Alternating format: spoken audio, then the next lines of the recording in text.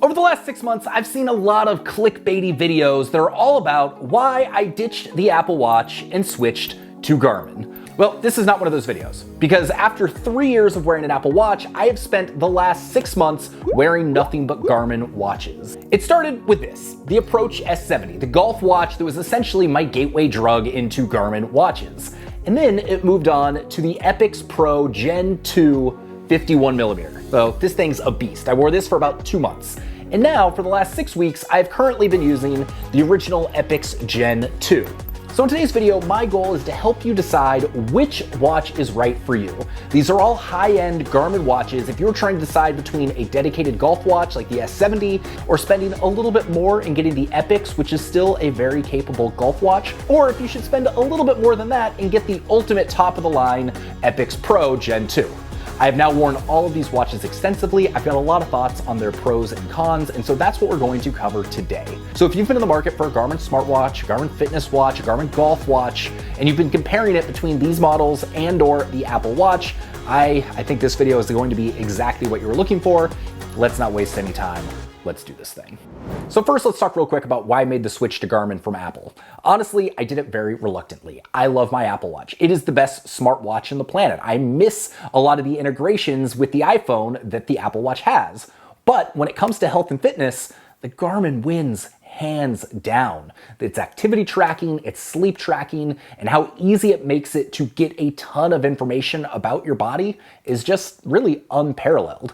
And so I'm at a point in my life where I'm prioritizing health and fitness over convenience, and the Garmin is what is helping me do that. So this review is going to be a little bit confusing because I've spent extensive time reviewing two watches, both the Epix Gen 2 and the Epix Pro Gen 2. So the Epix Gen 2 came out in January of 2022, and the Epix Pro came out in, I believe, July of this year. They are very similar, but they are not identical, and so depending on what you are looking for, one might be better than the other. But for the most part, the features I'm talking about in this review are going to be the same between the Epix Gen 2 and the Epix Pro Gen 2, but I will point out what those differences are so you can figure out if it is worth the extra money. Also, because this is a golf blog, you're going to hear me make references to the Approach S70, which is Garmin's top-of-the-line golf watch. So if you're not a golfer, you can ignore all of that stuff. Or if you really want to know the key differences between the Epix line and the Approach S70, I've got a whole dedicated video I will link below so you can check that out.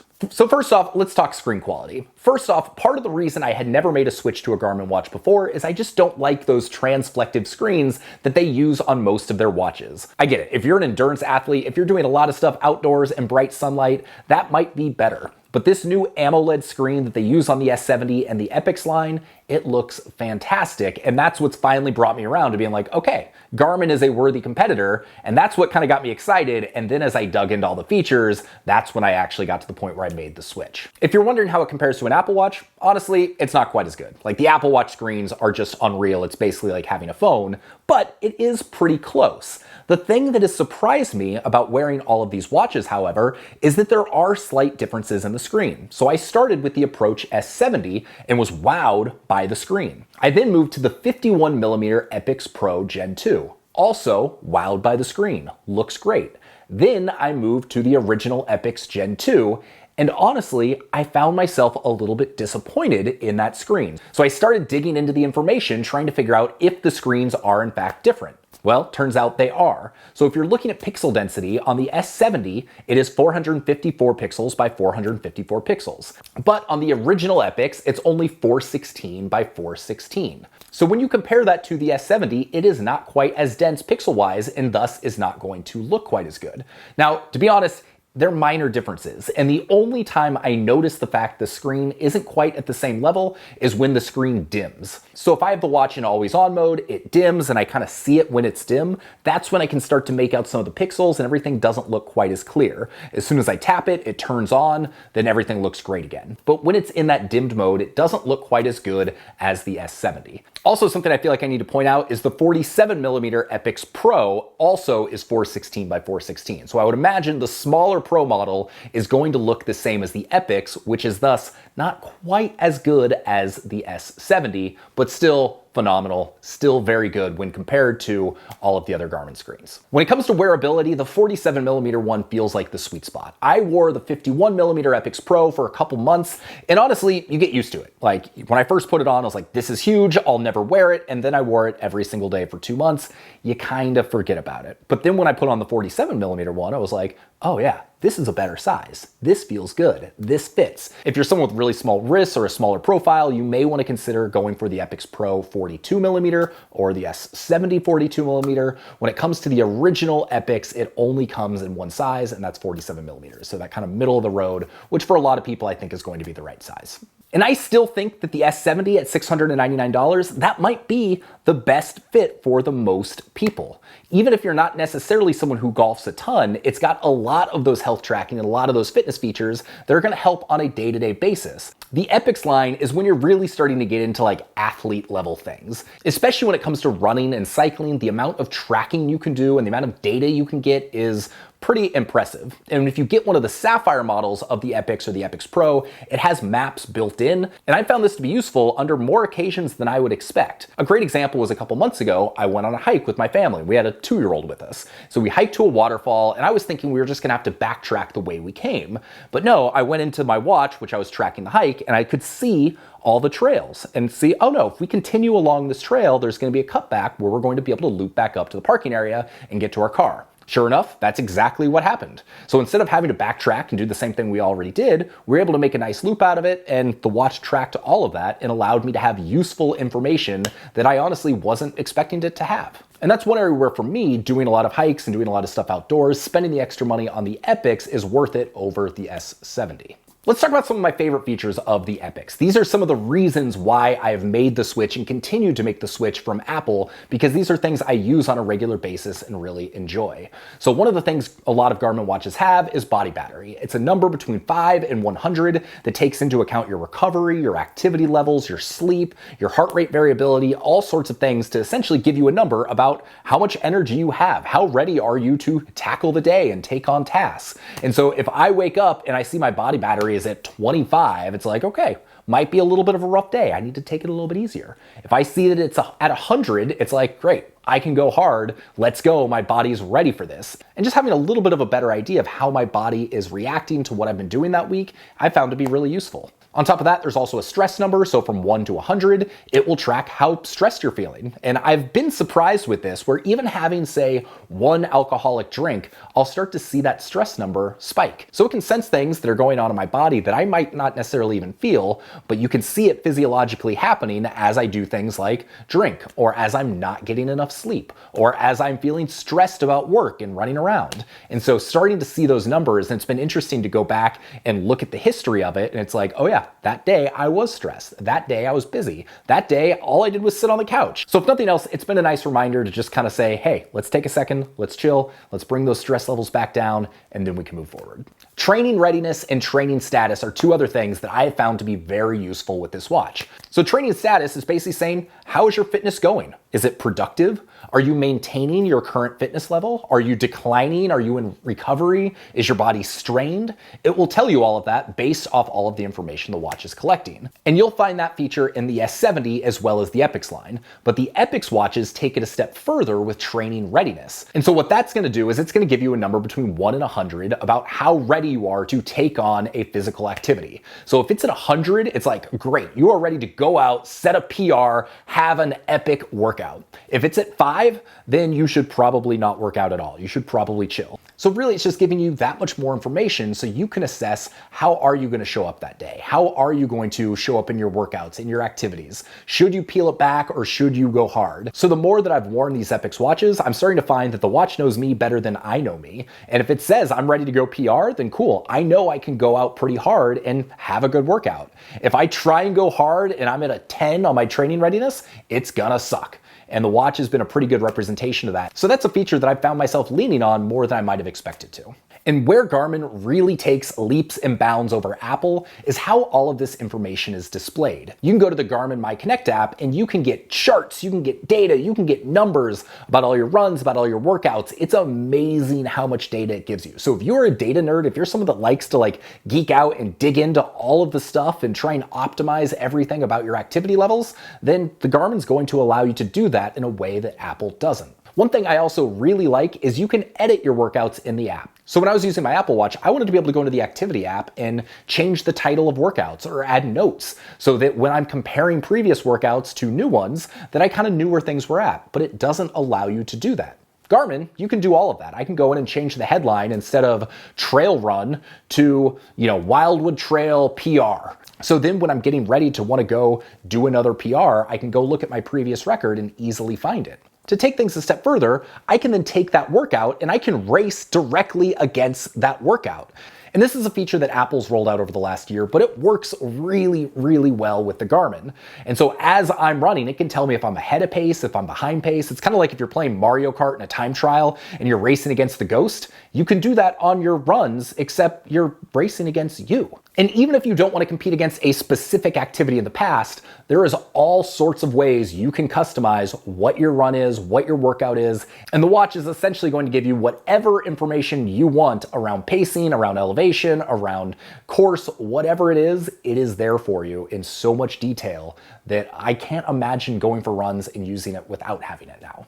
Now let's touch real quick on what are the major differences between the Epix Pro and the Epix. And so first off, the Epix only comes in one size, it's 47 millimeters. It came out almost 2 years ago, whereas the Epix Pro is newer and it comes in 3 sizes at 42, 47, and 51. And for the most part, aside from size, there's only 2 major differences between the Epix and the Epix Pro line that I've found. And the first, the biggest one, is the heart rate sensor. There's a newer, more up-to-date, theoretically more accurate sensor in the Epix Pro than in the Epix. But for the average person, I don't necessarily see this being an issue. I have not noticed any difference in my performance or accuracy when wearing the 2 watches. It's all pretty much the same to me. The second major feature in the Epix Pro line is you can double click and there's a flashlight. Every single one of the Epix Pro watches has a flashlight built in, and honestly, it's weirdly functional. I have not been wearing the Epix Pro lately, I've been wearing the Epix, and I miss that flashlight. When I wake up in the middle of the night and I'm stumbling around trying to find something and I've got the watch that's on me, hit the button, all of a sudden I can see. I found this to be handy in a number of situations, and for some people, it's almost worth spending the extra money on the Pro just to have that. It really is a nice feature.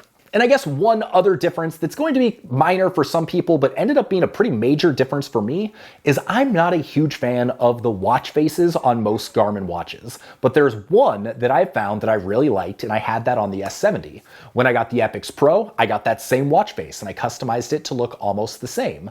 When I got the Epix, that watch face was not available. And so for whatever reason, that specific watch face must be just for the newer watches. I was able to go to Garmin's watch face store and find essentially the same face with some slight differences and get that on the Epix, but it just doesn't look quite as good and it's not quite the same as it is on the S70 or the Epix Pro. So for me, not having that one watch face, which is this one here, was a little bit disappointing, but I found this one to be the most usable, the most legible, and you can customize all the data points, so at a glance, you can get whatever data you're looking for.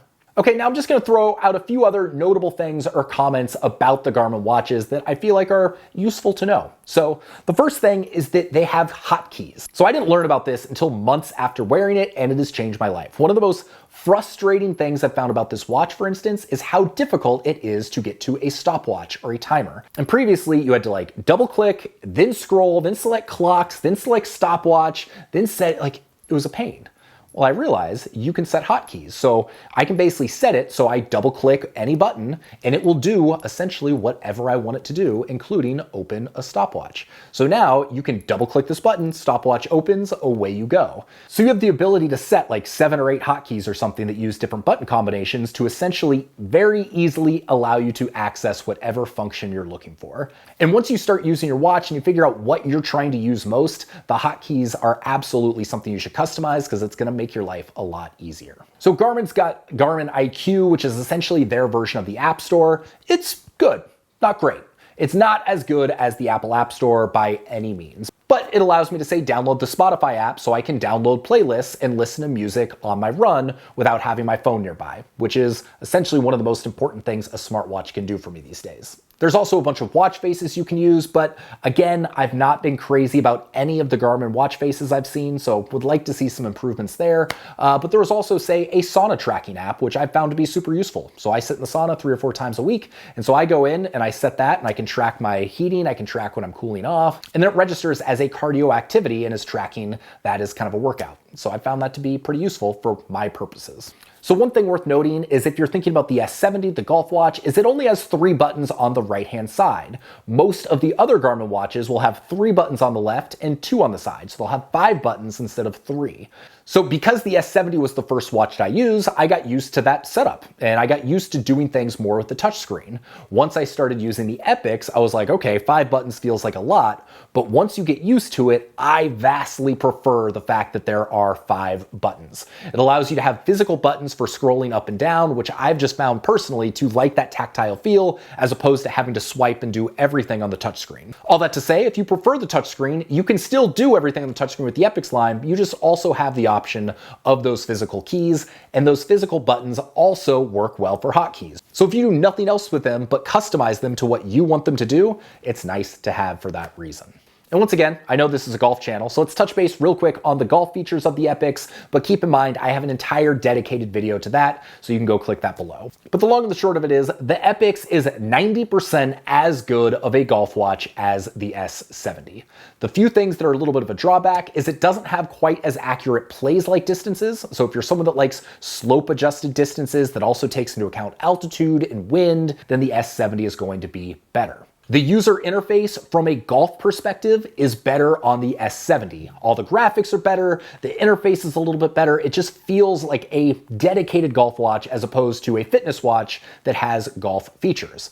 But the good news is the Epix has just about all of the golf features as the S70. It's going to work great. If this was your dedicated golf watch, it is better than 98% of all of the golf watches out there. The Epix is better than just about anything else I have tested other than the S70. So that's important to keep in mind. But honestly, I just find it so cool that you can have one watch that is a world-class golf watch, a world-class ski watch, a world-class running watch, a world-class cycling watch, and a great day-to-day smartwatch. To have all of that built in for under $1,000, that's pretty phenomenal, and that's what the Epix line of watches offers you. Not to say the Apple Watch doesn't offer similar things, but if you were serious about health, fitness, tracking activities, then the Garmin is the better choice. So all that to say, I know this was a little all over the place, but I wanted to give my honest thoughts after having used all of these watches. But let me see if I can kind of sum this up and make it more clear what my thoughts are.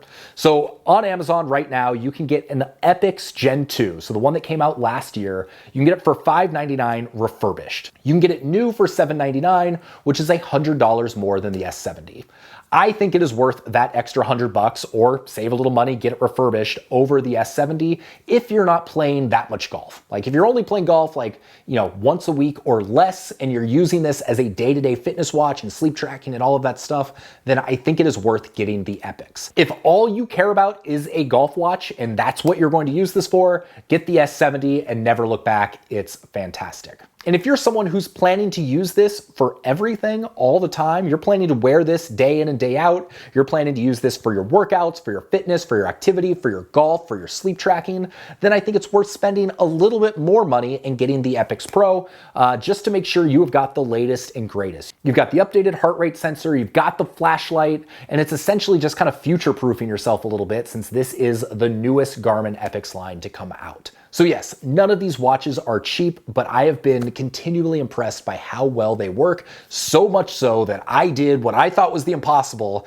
and I got rid of my Apple Watch and switched to Garmin full-time. And I have no plans of going back, which is kind of wild to me. So never thought I'd see the day. What am I leaving out? I'm sure you've got questions right now. I'm sure I'm forgetting something. Drop a comment below. I will do my best to answer every single question because I have now got way too much experience with all of these watches. If you're thinking about buying any of these Garmin watches, I recommend you do it through Play Better. Their customer service is fantastic. They've got free 2-day shipping, and they pretty much have all of the Garmin watches that are available at the best prices. So definitely go check them out. All of my interactions with them have been wonderful. All that to say, if you're looking to buy any of these watches, there are links below. You can also read my written review about some of these watches that I will link to below. And with that, my name's Sean Ogle. I'm the founder of this thing here at Breaking 80, where we do cool golf reviews, golf tech products, all of the things. And so if you got some value out of this, subscribe, thumbs up, do all the YouTube-y things. And I hope you have an excellent day. I will see you on the next video. Peace.